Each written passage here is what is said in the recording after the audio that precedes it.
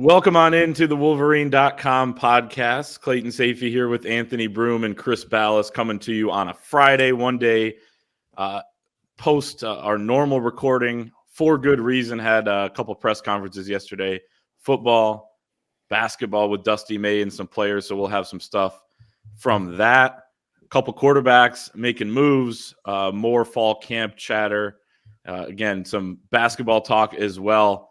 And someone with the NCAA had to write an official report on Jim Harbaugh ordering a bacon cheeseburger for breakfast. So we'll get into all of that. Before we do, make sure to like the video.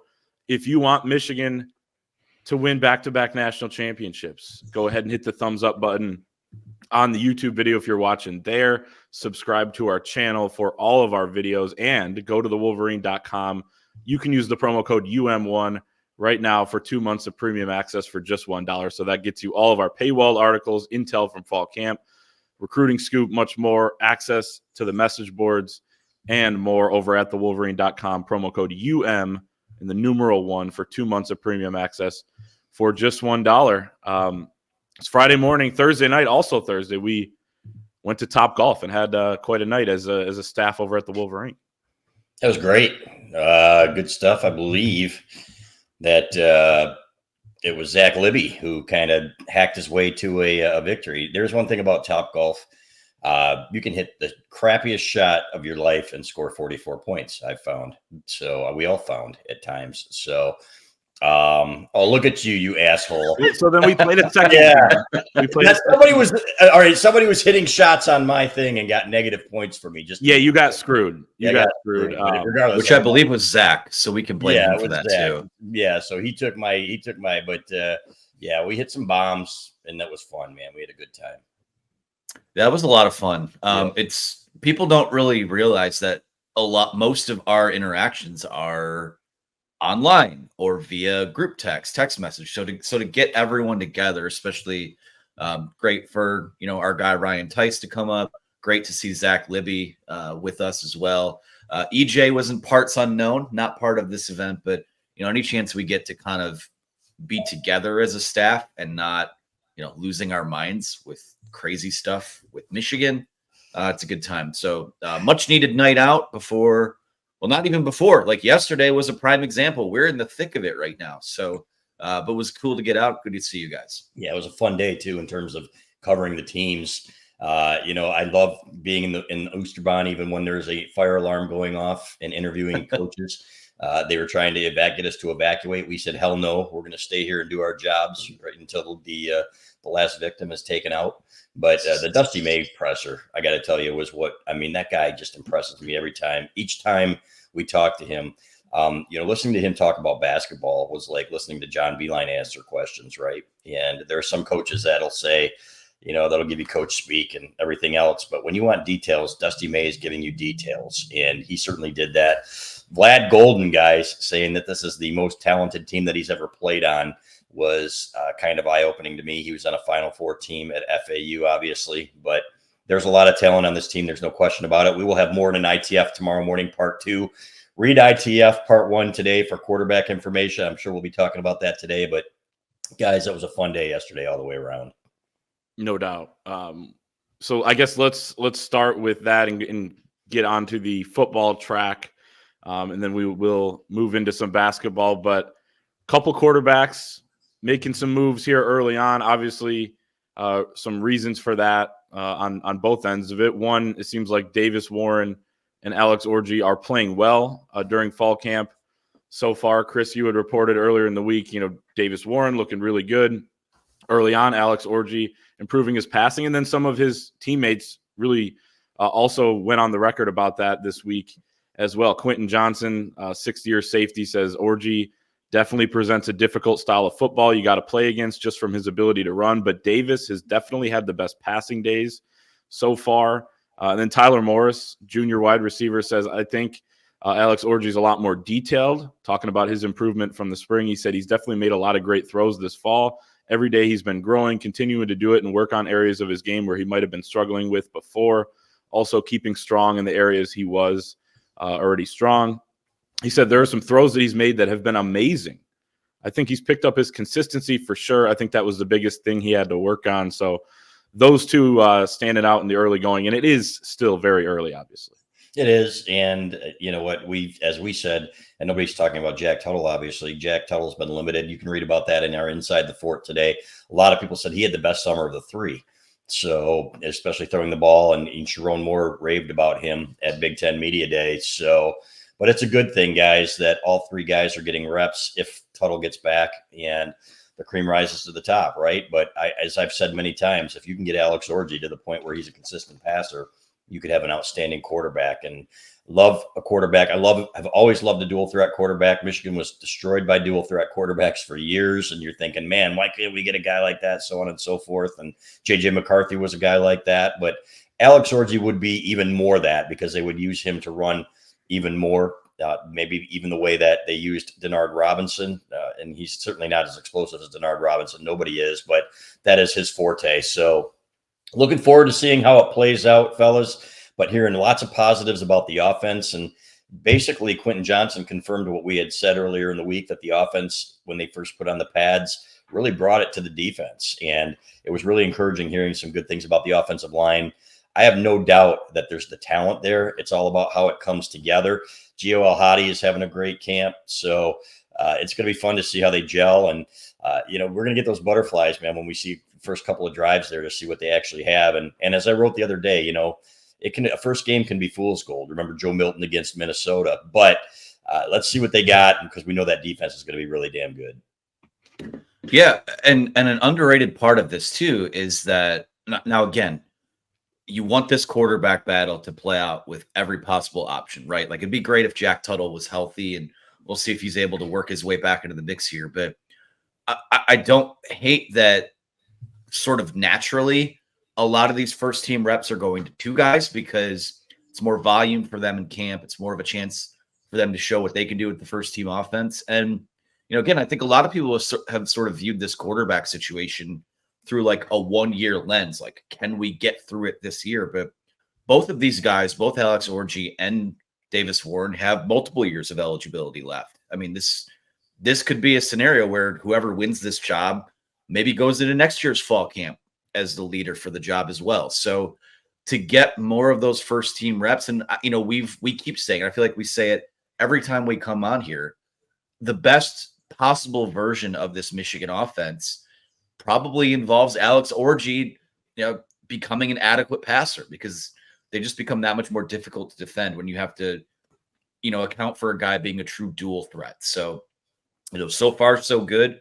Like you said, the early buzz about this offense has been really positive. And I don't get the sense that it is fool's gold. I think that, in the spring, it was pretty well known by people we talked to that it was a bit of a struggle for the offense. So those guys took to the coaching, took to, a lot of things they needed to do between spring ball and fall camp. And listen, I'm not sitting here and saying that it means they're going to be an elite offense. I'm not even sitting here saying that it's going to be as good an offense it was last year. But, through the first week and a half or so, the early returns have been that the work has been pretty positive for them. And as far as the quarterback situation goes, I mean, it's less about, you're starting to feel like less about them having to settle for a guy, and more that guys are starting to step up, which is what you wanted to hear, a little over 3 weeks from kickoff. Yeah. When I would talk about fool's gold, I was really more talking about Joe Milton as a passer against Minnesota. They dumbed it down against the team that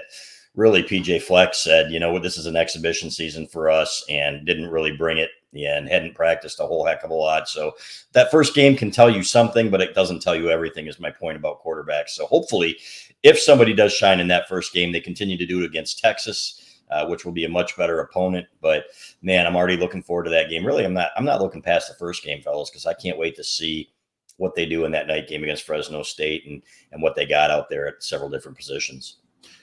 Yeah, if there is any fool's gold on August 31st against Fresno State, there will be truth serum, the next week against Texas. Because if you can do it on that big stage against Texas, whoever the quarterback is, and whoever is on offense and really even defense leading the way in a potential victory, I mean, the confidence that's going to give you going forward, knowing that you can do that, and knowing that, you got a big game a couple weeks later against Washington, you got Oregon coming in several weeks later, they're not going to be afraid at all. And then obviously they're going to be playing with no fear down in Columbus, knowing what they've been able to do against the Buckeyes. So it'd be huge to set the tone early on in the season. But yeah, I'm just really encouraged by the fact that Alex Orji has apparently, improved his passing, because we all know what he can do running the football. And obviously we don't even know to the extent of how that can lead an offense, in a full-time role, but we know what his, athletic ability is. And I think that's exciting, and probably, the best case for Michigan if he ends up being, let's say Davis Warren's a little better of a passer, but I think you go with Alex Orji because of his athletic traits and what he can do running the football, and open it up, things for the running backs as well, with the defense having to account for him in the run game. Other things from fall camp that stood out from what we heard this week. I love when we get an actual stat, like a tangible fact about what has happened during practices. And one of them is special teams coordinator J.B. Brown saying that Dominic Zavada, the junior Arkansas State transfer, has gone 6 of 7 from 50-plus yards. He's been very good in his career from 50-plus, and it's not that common for college kickers to be trusted to take those and then actually make them. Sometimes it's a situation at the end of a half, like Ohio State, where the guy has to go out there and kick, beyond his normal range, but feels like he's got that within his range. So kicking game, very important. But anything else that kind of stood out to you guys, including potentially Zavada here? Yeah, that was exciting, because I'd asked Jerome Moore about that at Big Ten Media Day, as you guys remember, and he said he's been really, really good. But to see him doing it in scrimmage situations like that, and that was my question of J.B. Brown again too. Hey, sounds like you've got your kicker. Now, he did mention Adam Samaha, but we all knew when they went out and got Dominic Zavada that he was going to be the guy, and that's why they brought him here, as long as he did what they expected him to do, and he's done that. So I was always wondering, hey, is he more Jake Moody type, or is he more James Turner? And it sounds like he's got the big consistent leg to do it over 50, which is going to be huge, I think, for this offense. As this offense finds its way this year, you're going to have some long field goal opportunities. And instead of going for it, you've got a weapon there where, you get 6 or 9 points with your kicker on a few drives, then you're looking at, you're playing to your defense and having a weapon there in Zavada. So that was exciting. Really exciting what we heard about Tyler Morris, which is more of what we'd heard about him, because he's a guy that I think can be a Ronnie Bell type. And I think Ron Bellamy confirmed that yesterday. He said, not just because they wear the same number, he said, but because the mannerisms, you can see he kind of picked some things up from Ronnie when he was here. And to me, you know what? I think this receiving core is going to be better than people think. I think it's going to be tight end heavy as well, where they put the tight ends in some positions to do some things that receivers can do, as we've heard, and again confirmed yesterday a little bit by Quentin Johnson, or a couple days ago. But I think this offense is going to be just fine. There are plenty of playmakers there. Yeah, I mean, I'll start with the Dominic Zavada thing. I mean, again, Clayton, back to your point, great to have any sort of tangible stat, because usually it's just kind of loosely hinted at, or something that's not a number. So-and-so has looked very good, Yeah, which is great, but I like a stat. I like a fact of what is something to leech onto. The people love it too. I mean, people were going crazy about that, because 50+ is hard for an NFL kicker, let alone a college guy. It's nice to know seemingly between Zavada and Tommy Doman, if you have a drive that ends in a kick. One, Tommy Doman might be one of the best, if not the best punter in the Big Ten. And if you're in scoring territory, like, you're going to end drives with points if you have a guy that can kick from that type of range, which is, remember, was it back to the 2021 season where people were asking Josh Gaddis in press conferences, like, you guys are kicking too many field goals. Jim Harbaugh, you're kicking too many field goals. But when you have a guy that can kick from that range, that's an offensive weapon. I mean, that can be, so many defenses are expecting to get off the field if a guy has to kick a 50+ yard field goal. But Michigan has typically had guys of late that can make those kicks, and it does swing a game. It does, change the complexion of what a drive looks like. So all good on that front there. Again, continue to hear good things about Tyler Morris. I'm trying to workshop this take. Maybe later in fall camp, I'll have more coherent thoughts on it, but I think there's a non-zero chance there's more talent at wide receiver and tight end than there was last year, just because of what they can what these guys are able to do. Especially if Tyler Morris is able to kind of step into that Roman Wilson role. I mean, I just think really highly of what they have at the skill position. So we'll see what happens with quarterback. Sounds like things are coming along really well with the offensive line. I think there's a lot to be excited about here. Anyone who thinks Michigan's going to go into this season with an Iowa type of offense, I'm sorry. I just don't see that. I think they're too competently coached, and I think they're too talented to be that. Way too talented, way more talented than any of those Iowa teams, frankly. No doubt. And, as long as the offensive line play too steps up, because that's it's been one of the issues for Iowa the last few years, which you wouldn't think it, right? Given Iowa's track record there, but Michigan can stay strong on the offensive line and, but they will play to their strengths, potentially if the offense is struggling, similar to how Iowa does and has won a lot of games doing that, where you play to your defense and your special teams. But that does not mean that the offense is going to regress to that level, not even close, in my opinion. So we'll continue to monitor. We're talking to some big-time players, including Gio El-Hadi and Jay-Sean Barham and guys like that here later on today. So keep it locked at thewolverine.com for more.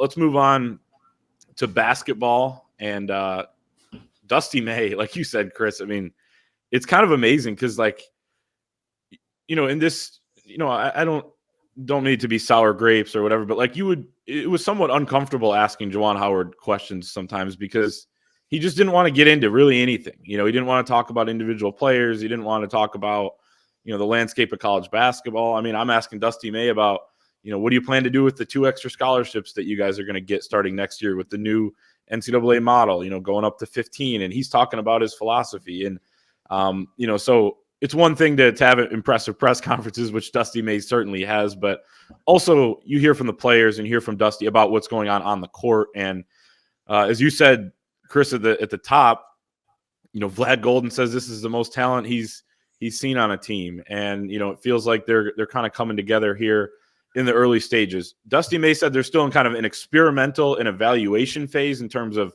lineup combinations and what exactly they're going to run and what works best. But they're trying a lot of things out, and seems like there's, starting to form potentially an identity here towards the end of summer workouts, and then they'll go into late September when they start practice up, full go. This guy's a freaking stud. Okay. And it's come to coaching changes, and we've covered a lot of these. I have, in my several years on the beat, is there are 2 guys that I said, okay, this guy's going to succeed big here. I called John Beilein the Grand Slam hire when he was hired. And of course, Jim Harbaugh. And it took a while, for Jim to become who we thought he was. Dusty May is number 3 on that list. I have no question that he's going to be successful here. Everything that he does has a purpose. And when it comes to putting together a roster, when it comes to defense, he wanted to improve his defense a little bit. He understood. I think they finished 94 in Ken Pom in defense at FAU last year and took a step back. So he understood he needed to improve that. He went out and got Mike Boynton from Oklahoma State. I asked him specifically, I said, how much different is this defense going to look than your defense at FAU? And he said, we thought it was going to be night and day. He said, now it's going to be a little more similar because of what we have and what some of these guys can do with their length and their athleticism. And we got an answer. It was like, oh my God, we got an answer. And he was very detailed about it. And you can watch it on his press conference. And he's fantastic, man. But to me, they've got the pieces, and it's going to come down to point guard play a little bit, right? We've talked about Trey Donaldson a little bit and how good they are there. He's very confident. There's no question about it. But they've got the shooters. They've got the athleticism. I think they've got the pieces to be very good defensively. I think this is going to be a very good basketball team. And we will have a report from practice tomorrow in our ITF part 2, along with some of Clay's football stuff that details some of what we saw. But I will tell you, one freshman again, LJ Kaysen, man. And I asked Dusty May about him. This kid's going to be an absolute stud. So now he did say that the team is going to go as far as the veterans carry it, just as most teams do. But he said, there's no question that Kaysen has really exceeded their expectations, and he's going to be a player here. Yeah, fun. I'll just say first, right off the bat, fun to even talk basketball in August, because I don't know that we've ever had, at least since I've been on the beat. This is I think year 10 for me.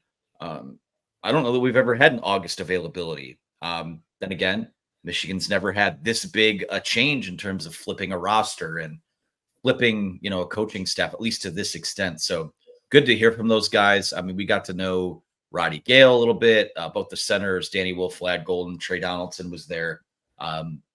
Just it's just kind of affirming when you talk to the guys why they were a fit for Dusty, and they're going to continue to go after guys that are a fit for them first, and then they'll figure the other stuff out later, which was a big, on the topic of NIL.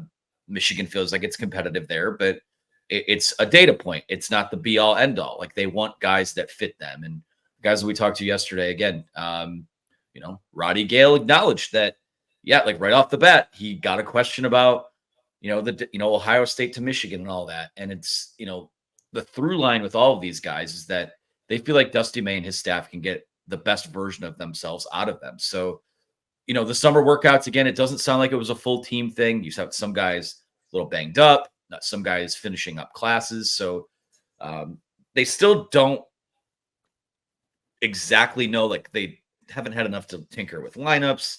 They haven't had enough to, get a true sense of what team chemistry is like. But it sounds like off the court, these guys are bonding. Dusty said they watched the NBA playoffs together. They're going out to dinner to celebrate guys' birthdays.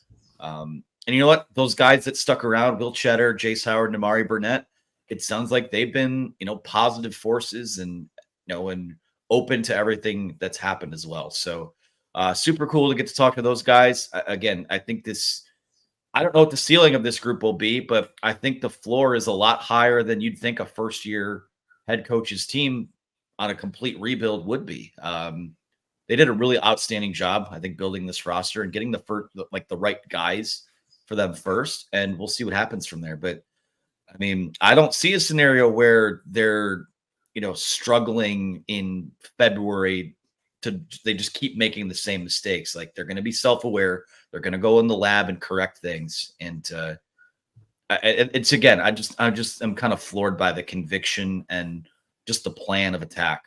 Dusty and his staff are thinking to do a lot of really good things in year one and set the table for a lot of good things in the years to come.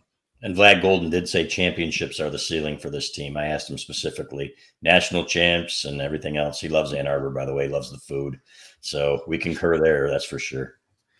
Yeah, he said championships, one, maybe two championships. I would add on maybe three. I mean, because you can win three, but two would be fine, right? As long as it's, I'd say the two best would be the Big Ten regular season and the national championship. But I think Michigan fans would take a couple titles this year as something that they could really enjoy. I mean, I wouldn't put a ceiling. I don't feel like you have a national champion without maybe an NBA type of guy somewhere, either on the wing or in the backcourt. But I mean, I wouldn't put much of a ceiling on this team. I mean, I'm not saying that they're going to go to the Final Four, but I certainly think it's possible.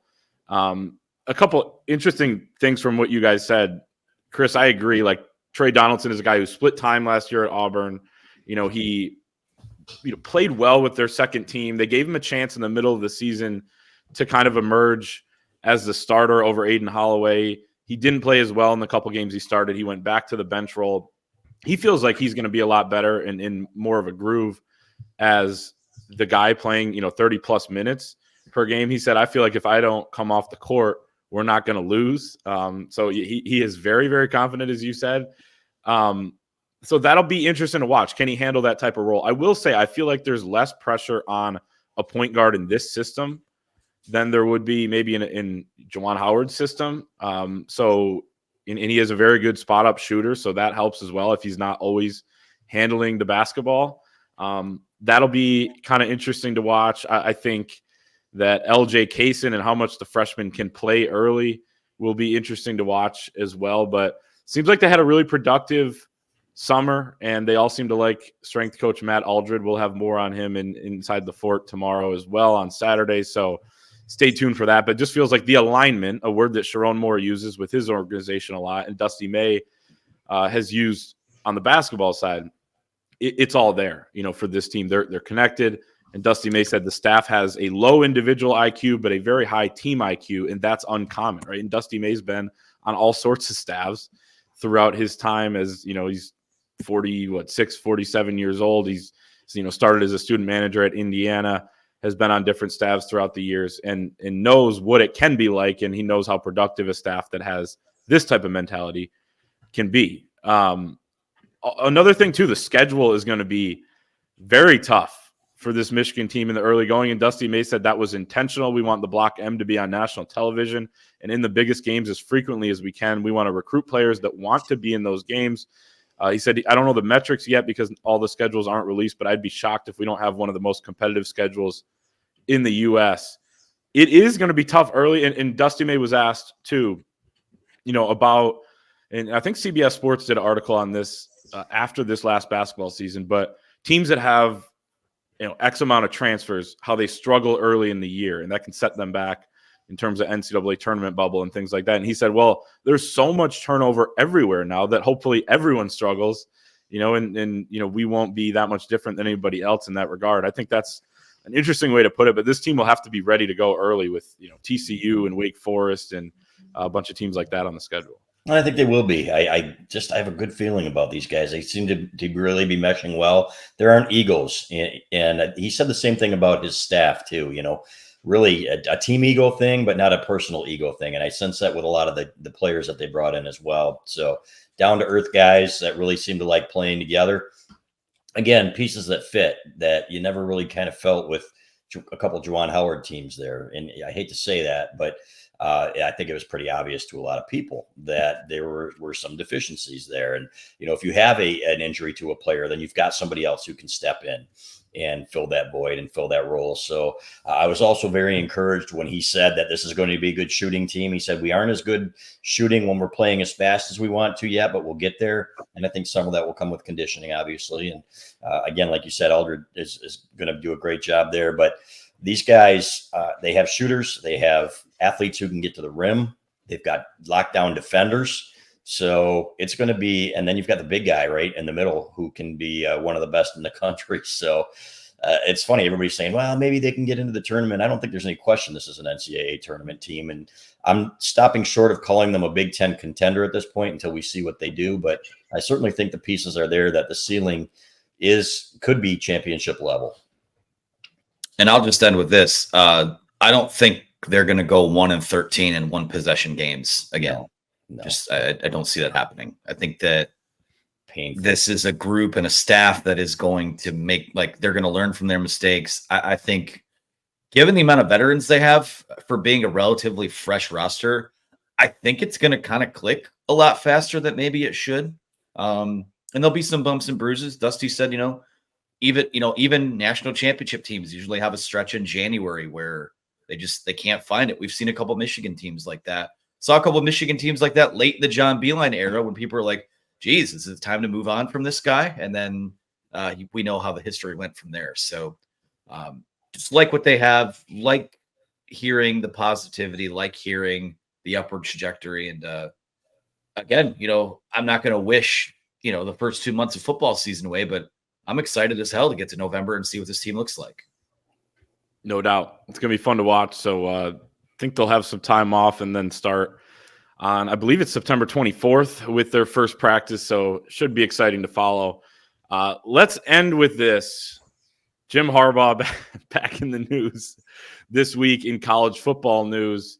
Even though he's in the NFL, he's hit with a 4-year show cause, including a 1-year suspension should he come back to college football within the next 4 years. Spoiler alert, he's not going to do that. The Chargers have invested way too much, and they hit him with this over the cheeseburger gate, the recruiting violations that he told the NCAA he didn't recall. They took that as not cooperating with their investigation.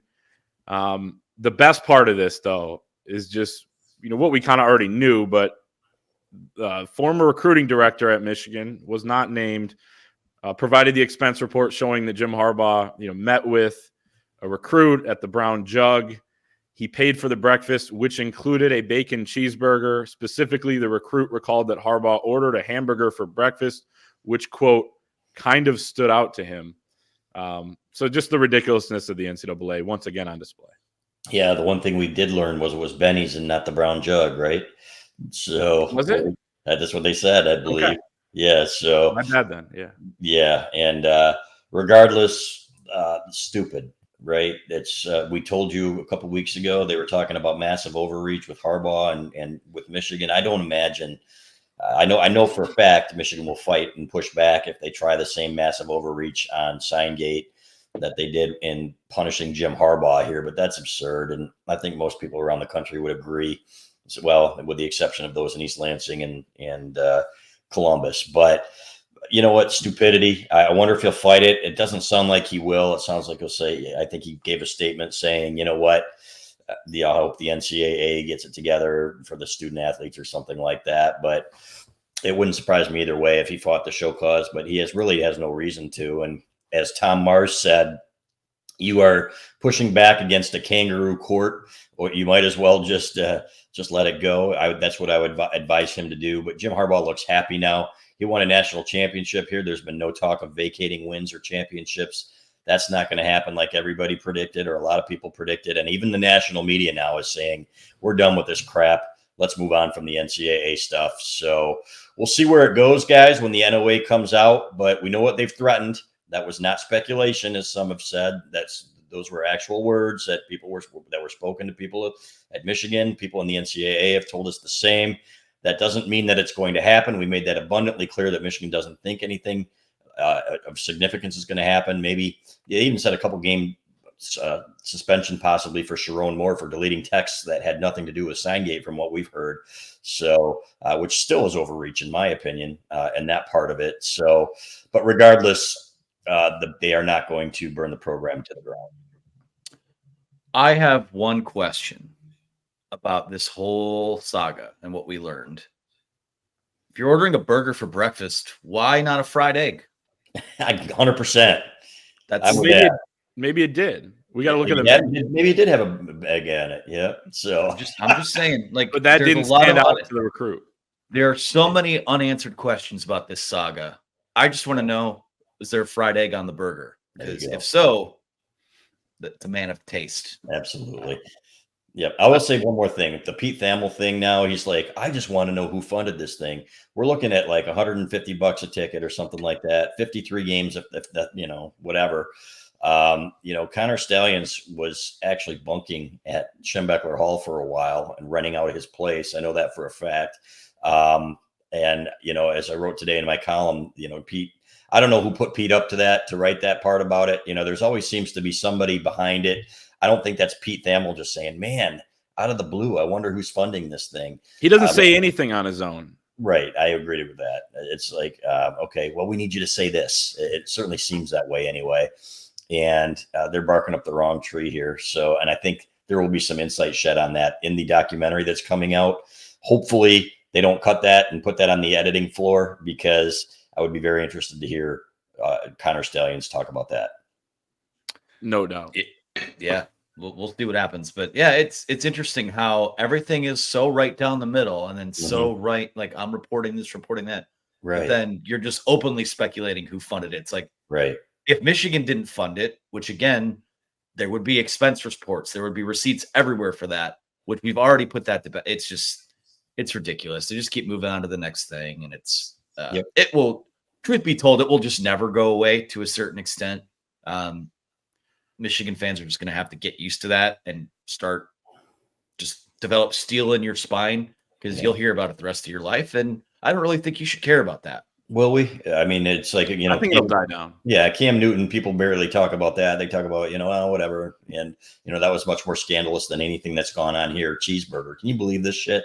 A cheeseburger. And it really kind of was. Cheeseburger. Yeah. Right. A bacon cheeseburger, probably with an egg. I get eggs on mine. So, but I'll say this, again, the massive overreach certainly seems personal to me. And, I wrote a column yesterday about how they were embarrassed. The NCAA was embarrassed. And as Dan Wetzel wrote, the outstanding writer at Yahoo, he said, how can Jim Harbaugh ever expect to get a fair trial from the NCAA, knowing that they were coming out with these comments about it's not just a cheeseburger and so on and so forth. And as we saw, he couldn't.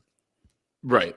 And the NCAA clearly has been pissed off for some time. They clearly have a vendetta against Jim Harbaugh, and it probably dates back to satellite camps, but certainly ramped up when he started talking in 2020 about how players should share in the revenue.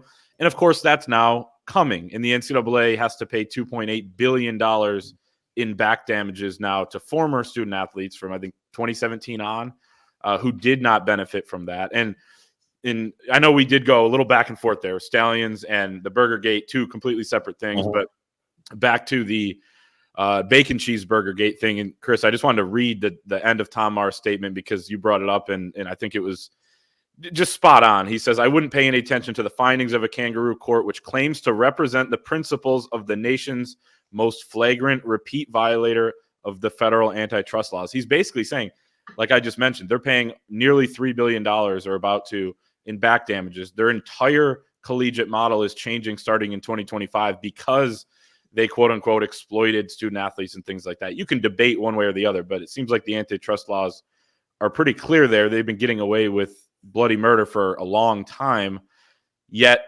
they call him unethical. It's like, who are they to call anybody unethical?